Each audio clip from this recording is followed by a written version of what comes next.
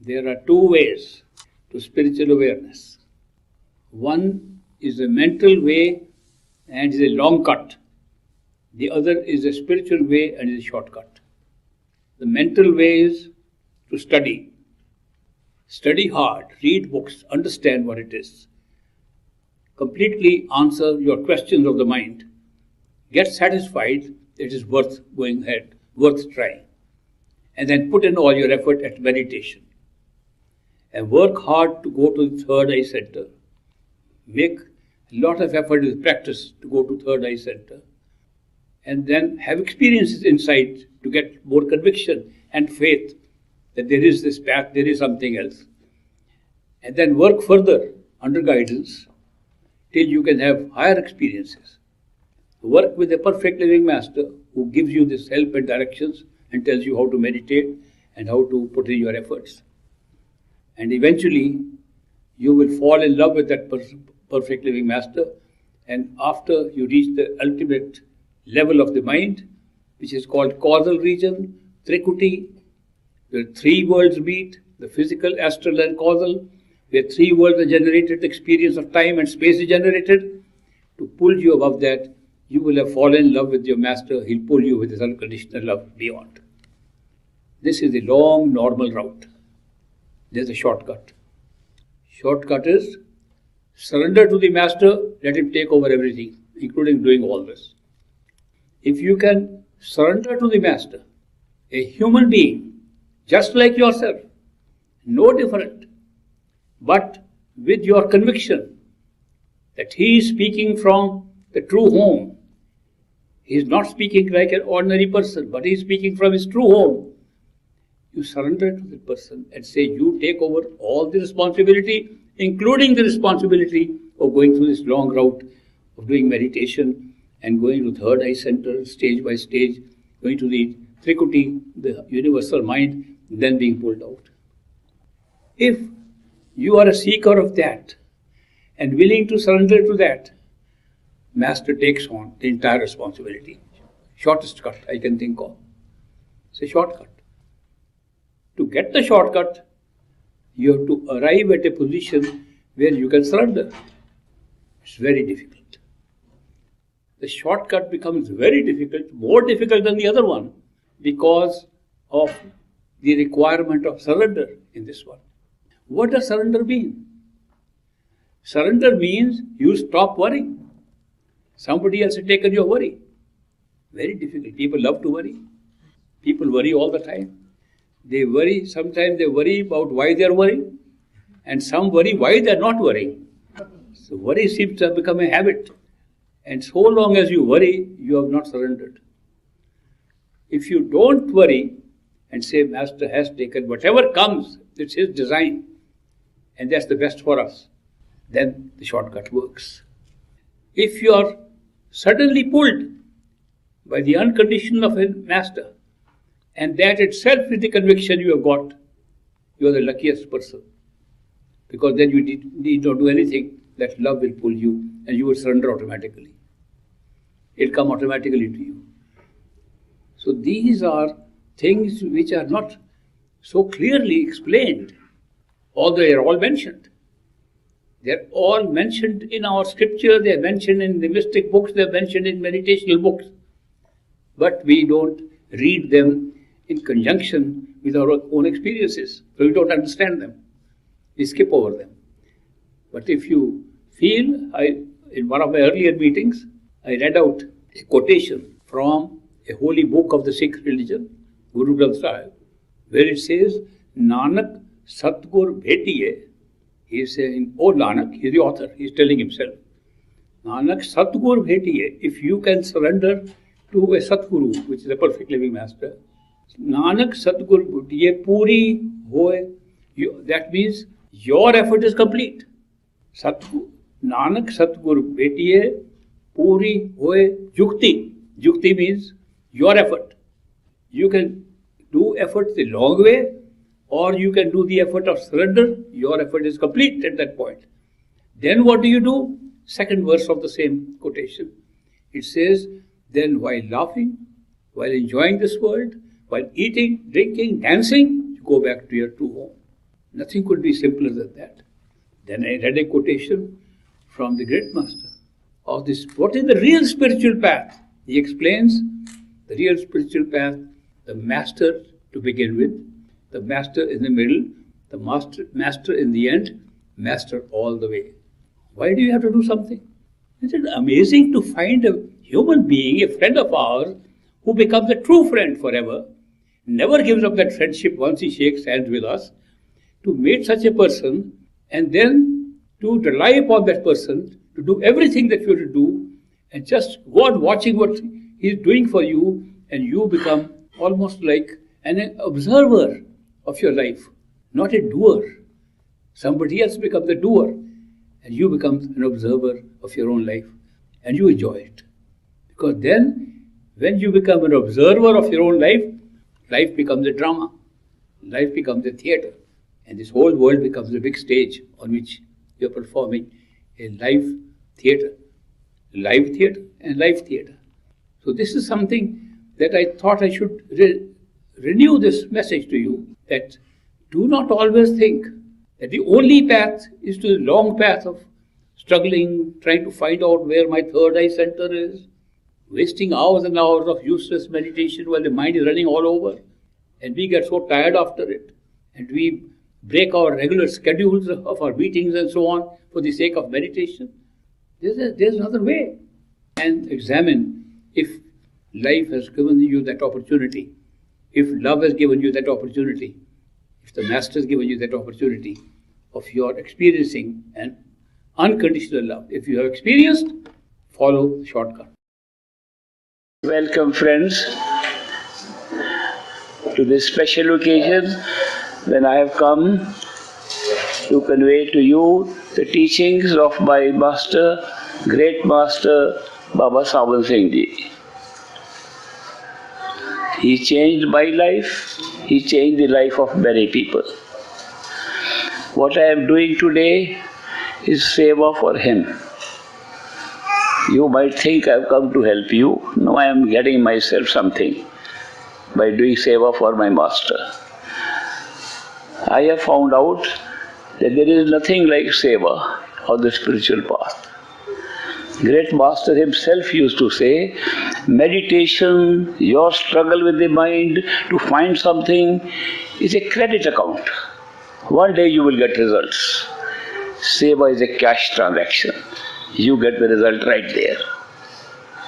But seva, to be real seva, means you are not expecting any fruit out of it, not any result out of it.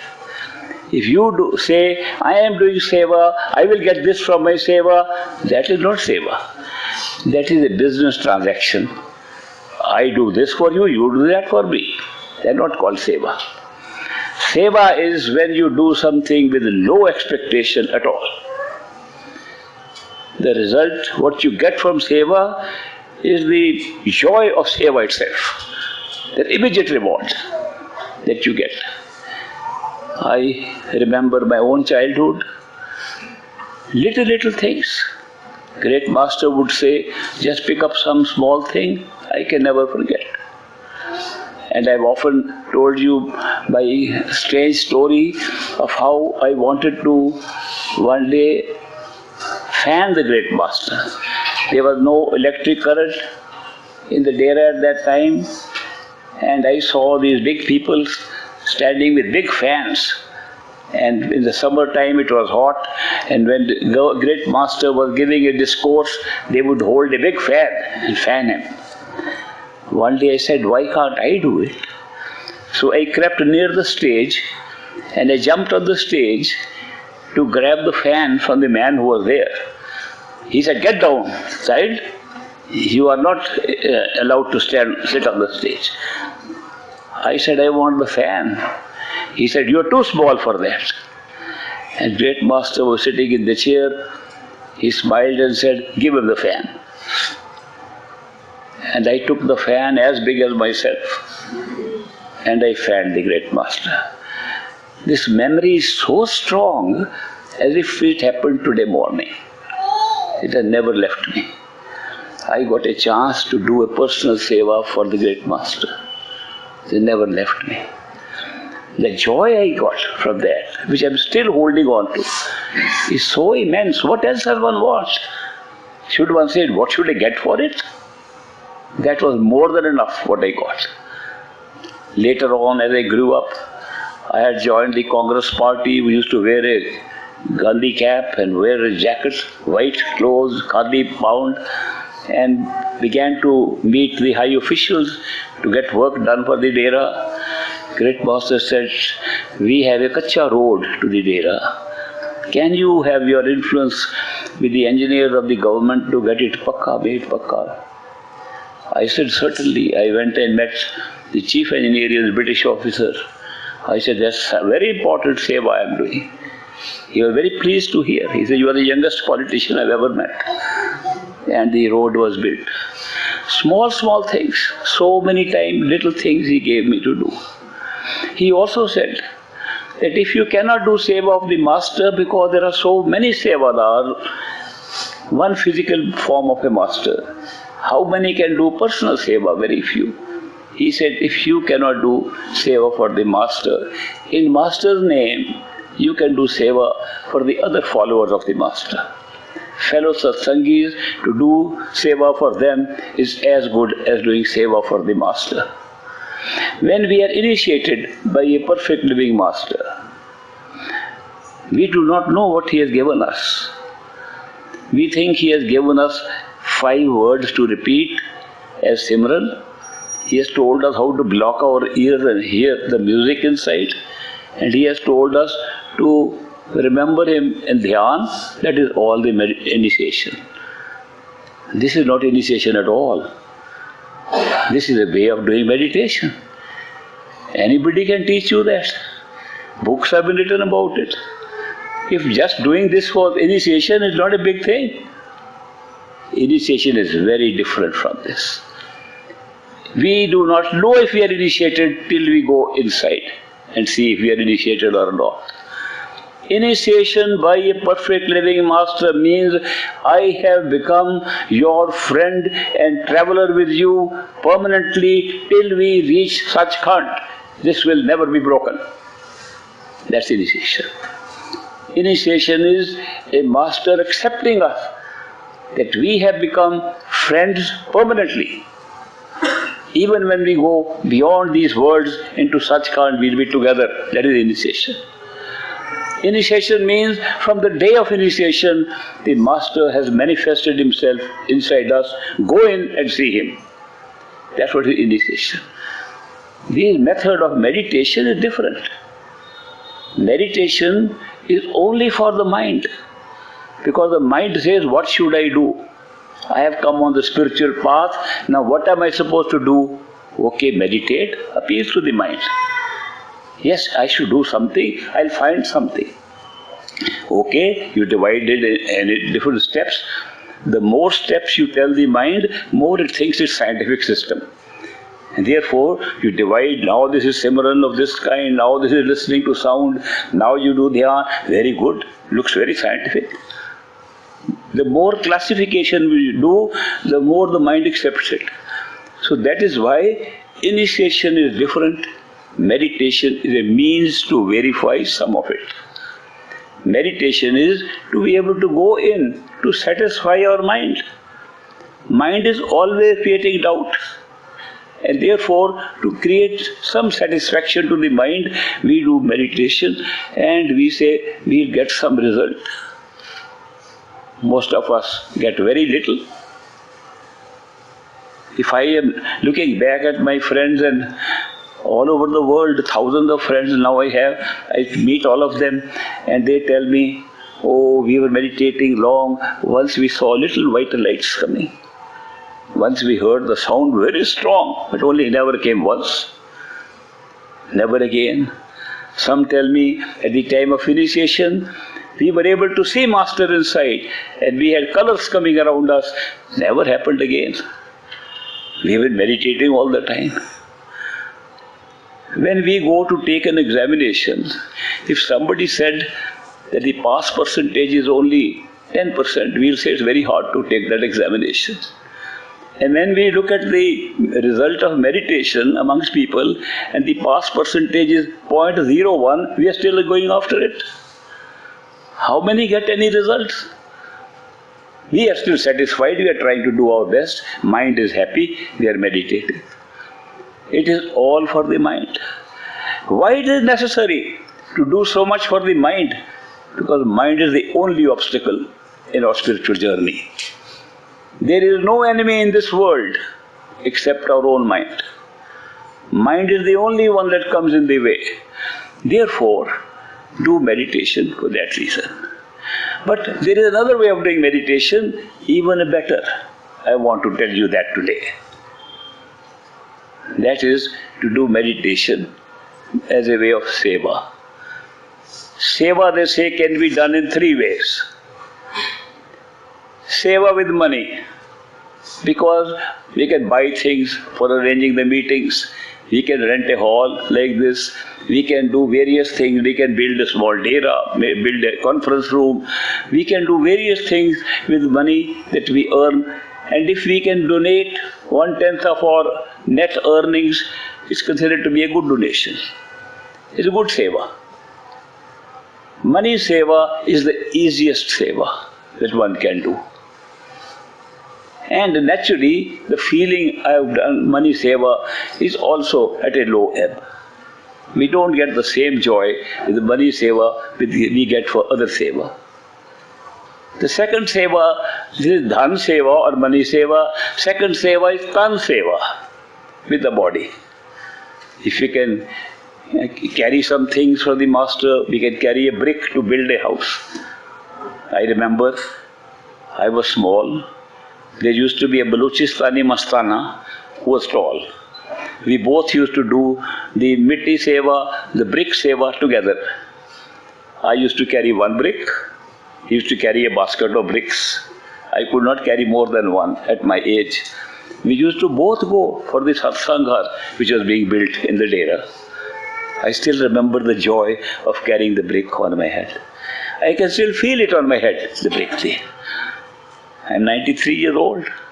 That happened when I was only 9 years old. After so long, I can still remember it. Because it was such a joyful thing to be doing mitti seva with your body. So many things can be done with the body. If you are close to the master, he can give you even a fan to fan him, or he can ask you to carry something, a glass of water for him. Very big thing. Or he can say, drive me in your car. Anything can happen. Personal tan seva is far more effective in giving us the joy than money seva, dhan seva. The highest seva is man seva. Better than dhan seva, better than tan seva is man seva. What is man seva? Man seva is when you meditate with the mind, for the mind, you say, I am not doing it for myself, but as seva. We are so used to doing meditation for ourselves. How much can we see inside? How much can we validate the teachings that Master has given? But what about saying, today 2.5 hours of my meditation is my seva for you, Master. That is man seva, seva with the mind. It has the highest effect.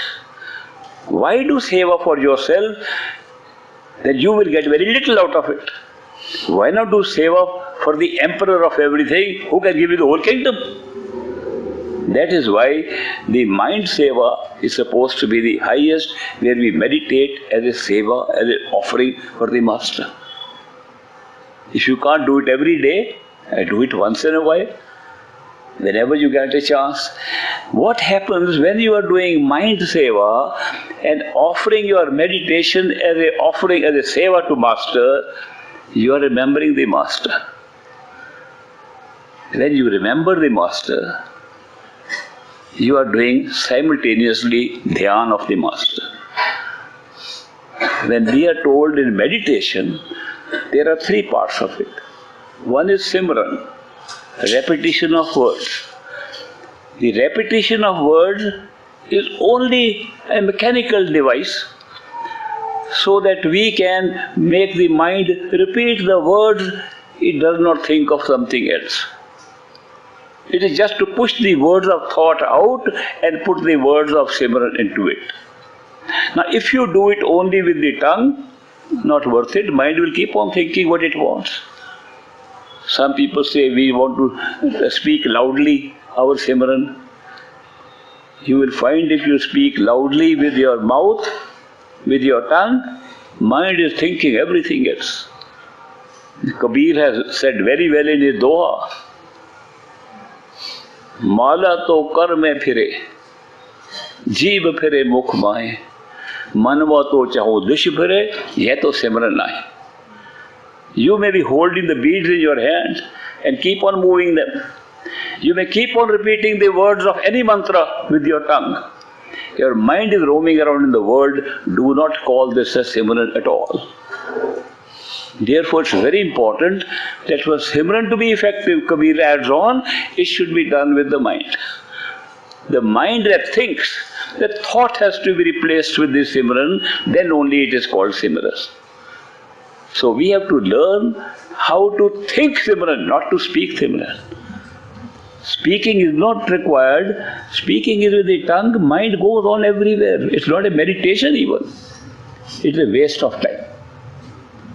Therefore, the mechanical use of repetition has been successfully done in many meditational techniques. It should be done with the mind. But when you are doing that with the mind, you are also able to make an offering.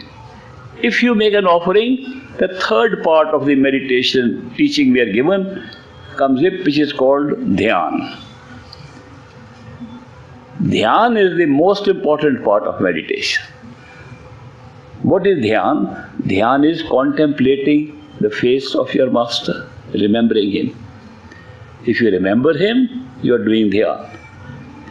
If you see a photo of him, that is not dhyan. Remembering him, dhyan. Which means it is very important. When you get a chance to see your master, look carefully into his face and make a complete impression on your mind. What the master looks like, how his forehead looks like, how his eyes look like. Why are the eyes and forehead so important? Because a perfect living master, even his body, has so designed that a mind or any negative power or call cannot reproduce the eyes and the forehead of a master. That is why great master used to emphasize that you want to have darshan of a master. Darshan means look closely at his face, so the face you remember forever. You don't forget it ever. When you remember that face again, that is called dhyan. Dhyan can be done anytime. You can remember the master anytime. Sometimes good things happen in life. Sometimes very good. We win a lottery, for example. And you say, thank you, master. I know you did it. Sometimes bad things happen. Say, master, why did you do this? Both ways you remember master. That means all the time in our life we can keep on remembering master, good or bad. When we remember the master, we should remember how we saw him. That is why darshan is so important. Darshan makes it possible for us to do dhyan of a master. It is not an imaginary face we have to make. It is for memory. So that is why darshan coupled with the memory of remembering the master is dhyan. When you are offering even your regular meditation, whether it is Simran or listening to the sound Shabad inside and offering it to the master, you are remembering the master and doing dhyan at the same time. It's a double benefit that you do dhyan and make an offering to the master, best seva. This is called seva with the mind, man ki seva. So that is why these three types of seva are available to us. Any seva is worth picking up on, getting. Now there is also important thing to remember that there is no such thing as better seva or less valuable seva. I hear people telling me that my good seva was taken away by that person. I hate that person. I had that good seva, so and so took it away from me, gave me bad seva. There are more important seva. What seva is it that you lost your temper over it? What seva is you start hating somebody for that? That is not seva. Is supposed to create love and harmony amongst us. And just because your seva is different, therefore you are in an angry mode? No, all seva is equal. No matter what. All seva is equal. All darshan is equal. All drishti of a master is equal for everybody. There is no discrimination. I remember when I was working in the government in Punjab, I had an orderly, an attendant who used to travel with me, carry my papers or my suitcase or something. When I went to go to the dera and listen to satsang, the master would give a satsang from the stage. We were VIPs, given front seats, along with other rich people, other important people, ministers, government officials, all put forward front. And my poor attendant used to be sitting right at the back. So he told me, I don't like this that your master discriminates between rich and poor. Is Santmat meant for rich people? Is it meant for high officials of the government? Is it meant for politicians? That they come and sit right in front of the master, and we who are real seekers are sitting right at the end of the hall. I said, very good question you have asked me. Let me take you to the current master who gave this course. That was Maharaj Charan Singh at that time in the dera. So I took him to Maharaj Charan Singh. I said, my attendant who accompanies me all the time, he is made to stand or sit at the back, and I sit in front. And he says, you are discriminating between us and giving preference to people who are rich or who are politically important or who are big business people. And you're putting them in front. And the master said to him, have you ever noticed during the discourse where I am looking? Have you noticed that? If you notice carefully, I am looking at the back. The people sitting next to me hardly ever see me. They may get a closer darshan. You get at the back the best drishti that you can be given. A drishti is more powerful and higher than a darshan even. So that is why we want to get the benefit. It doesn't matter where we are. There is no discrimination. The masters love all the disciples equally. It apparently looks sometimes some are very close. And sometimes some were so close that somebody said these people who are very close must be getting the maximum benefit. They asked Great Master. Great Master said, where is the smile? Chirag tale andhera. He said, when you light a candle, where does the light fall? Not around it. It is dark around it. Light falls at a distance. So don't think that being physically close is going to give you anything better. This is a very wonderful way the Master treats their disciples. These disciples are marked souls. They are not randomly picked up, anybody can come there. We don't find a master unless we are marked to go back to our true home. Our seeking does not start inside unless we are a marked soul. Masters come to pick up the marked souls. Their job is very simple. There is a soul ready, maybe anywhere. I have come to pick up that soul. Masters have one difference of their way of looking at things than we have. Because we can only see one reality, this world. If we want to see higher reality, supposing we want to see what happens in the suksham state, in the astral state, we have to leave this reality by meditation, forget this body, then we see that one. Then we come back here, we forget that, we see this one. Nobody can see two realities together. When we want to go to sleep and have a dream, we forget this world. Only dream is real. When we wake up, dream goes away, becomes unreal. Only this becomes real. It is so made that we cannot see more than one reality at any time. The only place where one can see all realities is where all realities are born. And that is our true home, Sachkhand, the fifth final region. If you reach there, you see that all the regions were created from there at the same time. And then you are able to see all realities at the same time. The only place from where you can see all realities, up to that point, only one reality. Perfect living masters are operating from that reality. So while they are with us in a human body, they are also there. Not only there, they are doing a lot of work at all the levels. While we are seeing them only in the human body here, they are doing work in the astral, causal, spiritual world. Also doing for other souls. So that is why when a master comes here, he knows this person is ready to go home. He is a marked soul, and they appear in our life through coincidences. We don't even know. Somebody told me, go and hear this. I had no interest, but I went there. Something happened to me. I am going. All these, if every one of us were to tell how we came to a perfect living master, we have wonderful stories. How we found. We never found master. Master found us. These were just excuses created. Therefore, a perfect living master, when he comes with one purpose.